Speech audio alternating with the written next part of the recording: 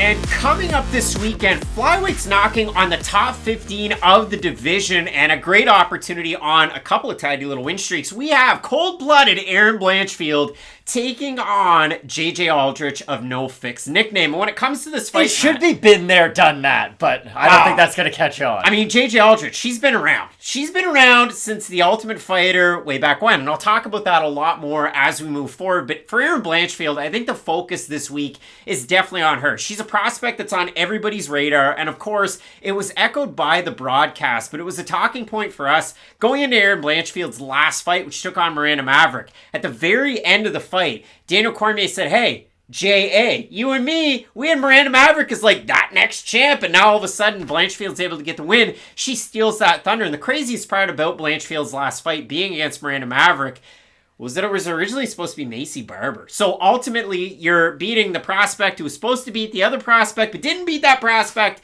It's a great opportunity. And when I look at both of these fighters, and of course, for Blanchfield, only one loss as a pro. It's a split decision against Tracy Cortez, when Blanchfield was only 19 years old and Tracy was 6 years her senior. In that one, very, very close. But for Blanchfield, Matt, going from an 18-year-old Eddie Bravo Invitational grappling winner to the point that she's at right now, her wrestling and her grappling are so on point. She represents Renzo Gracie's out of New York, but cross-trains at a multitude of different gyms. We've seen a big evolution in the fact that she can just impose her will on these women and take them down again and again and again and hold great position. She's such a good position over submission type of fighter, or position over, I'm going to put my knee on belly, go for that ground attack for the ground and pound. She's so sound when it comes to her groundwork, that posing a big problem for JJ Aldrich. Well, we really haven't seen anybody work their ground game on Aldrich, with the exception of Juliana Lima in the UFC. That's the only fighter that was able to take her down again and again and again.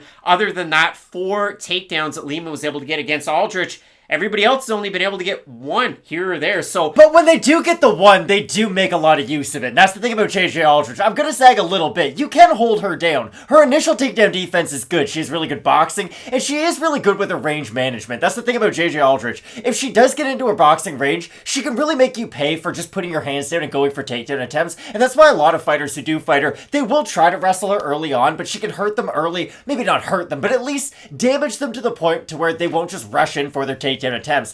With Blanchfield, though, she's so physically strong for this weight division. It's really one of the biggest things that does stand out. She didn't just out-grapple Miranda Maverick. She, big brothered her.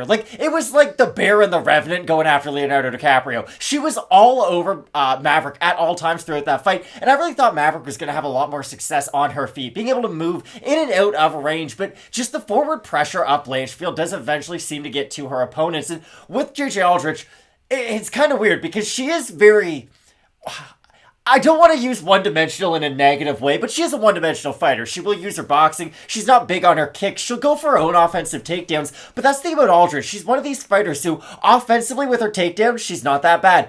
I do worry about her defensively grappling against someone like Blanchfield, though, who, yes, she won't go for the submission right away like she's Charles Oliveira, but if Blanchfield can get on top in that first round, okay, bank that round, don't do anything too crazy. I don't know if Aldrich's going to have enough pop on her shots in that second and third round to really go out there and get a TKO, or at least win a round decisively enough to where someone would give her a 10-8, because for Aldrich, that really has been her Achilles heel. Not a great finisher at any one area in the UFC. She really does rely on the fact that she's going to go out there, try to win by decision, use a lot of her volume and output, but the problem is, if she's not winning these rounds by 20, 30 significant strikes, I really do think one takedown from Blanchfield with a lot of control time is going to negate whatever progress Aldrich is able to get. And that's the weird thing. For JJ Aldrich, you look at the record, she has a loss to Sabina Mazo about 2.5 years ago, and then she took a year and a few months off and really retooled herself. And then we see her come out and fight Courtney Casey, wins that fight by split decision.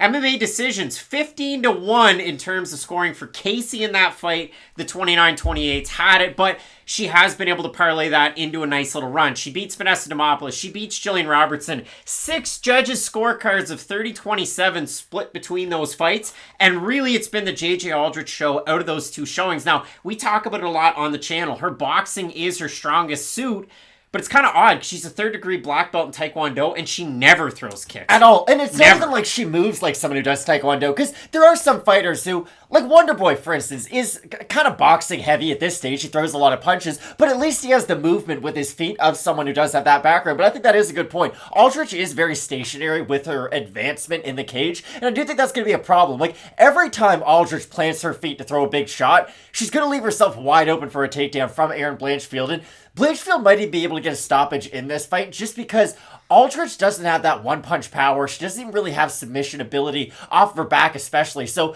I just don't know what Aldrich can do to go out there and bank like 4 minutes of a round. Because, again, I just think if Blanchfield's able to get that one takedown, it's really going to be able to reverse whatever damage, or at least make up for whatever damage JJ Aldrich was able to get in the early goings of that round. But the thing I will say, I do think Aldrich has better cardio than Blanchfield. I don't know this for a fact, but in Blanchfield's fights, for the most part, it's all going her way. It's just a lot of grappling. I'm always the one dictating the dance. I'm the one dictating the pace. The good thing about Aldrich is that she can throw pretty good volume. She can move around on her feet quite a bit for a 15-minute fight. So I'm not going to say she's going to go out there and out-cardio Erin Blanchfield, but I'm curious to see what this fight looks like in the third round, because I do like Aldrich as this fight goes later. Yeah, and I mean, for Aldrich, trains out of Elevation, Eaton Training Center, Elevation, with fighters like Tisha Torres, Rocky Pennington, but not the one out of the Amber Heard trial. She doesn't want to be mistaken for that one.